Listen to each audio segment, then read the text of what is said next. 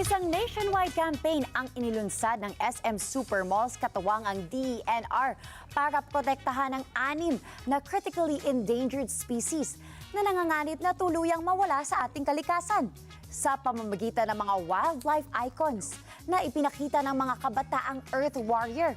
Pwedeng makasuporta ang publiko sa kampanyang ito. Kung paano, alamin yan sa report ni Mark De La Rosa. Safe from Extinction is a call to protect 6 of our most endangered animals: the dugong, the Philippine eagle, pawikan, the Philippine pangolin, the Philippine cockatoo, and the tamarao. These animals are part of our national heritage, and their future, as well as our own, depends on what we do today. Yan ang binigyang diin ng SM Supermalls sa gitna ng lumalalang banta sa ating biodiversity.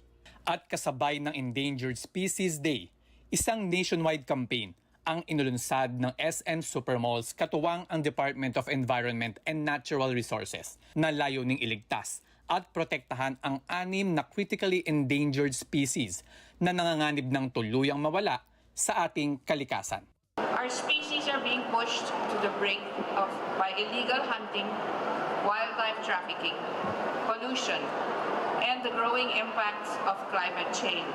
Sa pamamagitan ng wildlife icons na ipinakita ng mga kabataang Earth Warrior, pwedeng makasuporta ang publiko sa kampanyang ito dahil mabibili ang exclusive artworks at merchandise collections sa Kultura, Toy Kingdom at SM Fashion.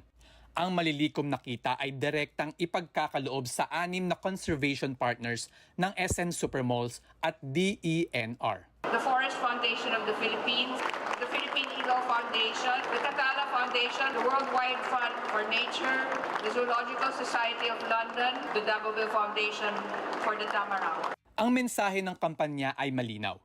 Kung tuluyang mawawala ang tamaraw, katala, dugong, pawikan, agila at pangolin ng Pilipinas, mawawala rin ang balanse ng ating kalikasan. At ang laban para sa endangered species ay laban para sa atin ding kinabukasan.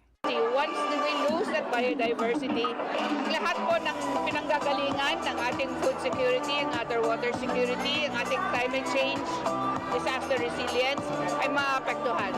So we need to try our best to work together in order to conserve the species because conserving them will affect everyone in the society. Mark De La Rosa, para sa mata ng agila.